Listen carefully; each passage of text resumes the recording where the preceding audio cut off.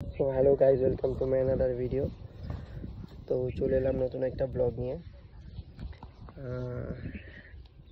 তো আজকের বিষয়টা হলো এসএসসিডির মেডিকেল নিয়ে কিছু বলবো। তো রানিং তো বেশি দিন বাকি নেই, এপ্রিলের লাস্টের দিকে হতে পারে, ঠিক আছে? কারণ হেড কনস্টেবলের একটা এক্সাম চলছে এখন, ফিজিক্যাল হবে ওটার।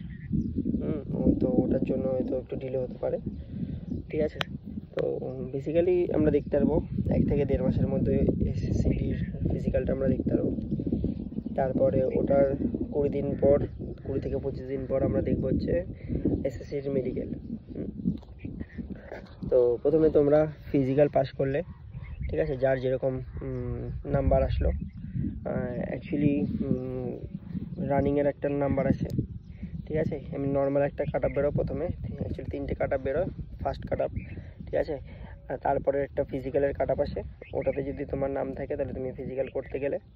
আর আরেকটা হচ্ছে সেকেন্ড কাট আপটা একটা আছে, যেটা ওটা হচ্ছে মেডিকেলের কাট আপ। মেডিকেলে অ্যাকচুয়ালি কাট আপটা বেশি যায় না, খুব বেশি হলে 5-7 নম্বর একটু বাড়ে মেডিকেলে।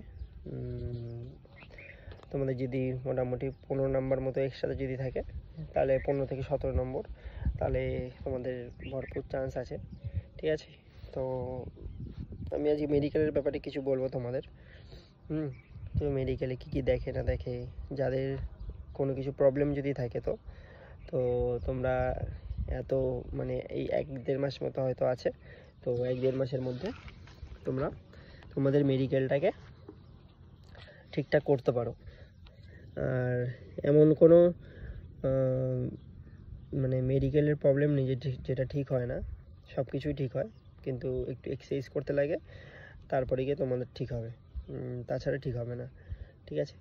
তো প্রথমে আমি বলি, আমি 3টে মোটামুটি মেডিকেল আমি ক্লিয়ার করেছি, 2টো আর্মির আর একটা হচ্ছে এসএসসিডির। আর বিশেষত এসএসসিজি থেকে আর্মির মেডিকেলটা একটু টাফ হয়, এসএসসিজির মেডিকেল অত হার্ড হয় না, জাস্ট নর্মালি হয়। আর এই মেডিকেলটা আমি তোমাদের নর্মালি বলে দিচ্ছি কী কী কী হতে পারে মেডিকেলে, যাতে তোমাদের পরবর্তীকালে প্রবলেম না হয়, ঠিক আছে? আর যদি তোমাদের কোনো কিছু যদি প্রবলেম থাকে, যেমন নক নিয়ে আছে, ফ্ল্যাট ফুট আছে, ঠিক আছে? যাদের যেটা প্রবলেম আছে, ভিডিওর নিচে তোমরা লিখবে এই প্রবলেম, আমি ওটার একটা শর্টস আমি বানিয়ে দেবো, সেই এক্সারসাইজগুলো করবে, তাহলে তোমাদের ঠিক হওয়ার চান্স থাকে, মানে 99.99% ঠিক হয়ে যায়, ঠিক আছে? তো যাই হোক, প্রথম থেকে আমি শুরু করি। এসএসসির মেডিকেলে তোমাদের অ্যাকচুয়ালি ডকুমেন্টস যেগুলো লাগে, সেগুলো সেন্ট্রালাইজ যেই ডকুমেন্টসগুলো লাগে সেগুলো নিয়ে যেও, কারণ তখন লাগে ডকুমেন্টস ভেরিফিকেশনটা হয় সেই টাইমে। তারপরে হয় হচ্ছে তোমাদের মেডিকেল ঘরে একটা নিয়ে যাবে, যেমন যেমন তাবু টাবু খাটানো থাকে, ঠিক আছে? ওরকম টাইপের একটি জায়গায় নিয়ে যাবে। যাই হোক, প্রথম থেকে শুরু করি আমি। প্রথমে তোমার দেখবে হচ্ছে কান দেখে, কানের কোনো পর্দা টর্দা ফাটা আছে নাকি, ঠিক আছে? ওরকম দেখে, আর কিছু দেখে না কানের, মানে তোমার মাথার চুল থেকে পায়ের নখ অবধি সব দেখবে, ঠিক আছে? তো আমি প্রথমত ফার্স্টলি আমি বলে দিই একটু। প্রথমত তোমার কান দেখবে, নাক দেখবে, নাকের কোনো হাড়টার ভাঙা আছে নাকি। তারপরে দেখবে হচ্ছে তোমার দাঁত দেখবে, 32টা দাঁত আছে নাকি, কিংবা কারোর দাঁত টেরামেরা আছে নাকি, ওরকম দেখবে। তারপরে চোখ দেখবে, কারো 6/6 আছে নাকি।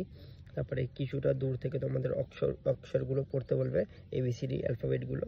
একটা চোখ, ডান চোখ বন্ধ করবে, এই চোখ দিয়ে পড়তে হবে এরমভাবে, আর এই চোখ বন্ধ করবে, এরমভাবে পড়তে হবে, ঠিক আছে? তো উপরের পোর্শন হয়ে গেল।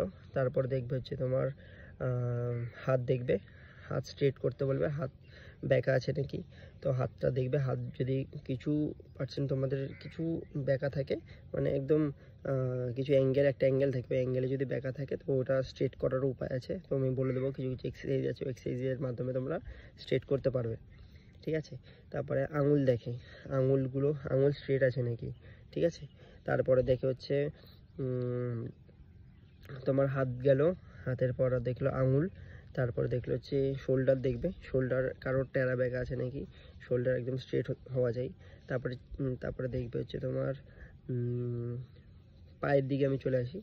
পায়ে দেখবে হচ্ছে তোমার নকনি আছে নাকি, ঠিক আছে। নকনি যদি থাকে তাহলে নকনিরও এক্সারসাইজ আছে, ঠিক আছে, আমার পুরোনো ভিডিওতে বানানো আছে নকনি দেখবে।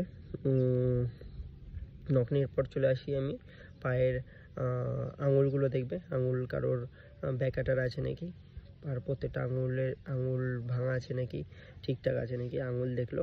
তারপরে চলে আসলো ফ্ল্যাট ফুটে চলে আসবে কারোর পায়ের তলা একদম প্লেন নাকি, যদি প্লেন থাকে কারোর পায়ের তলা তাহলে সেটাকে কার্ভ করারও অনেক এক্সারসাইজ আছে, সেগুলো তোমরা করতে পারো, আমি বলে দেবো।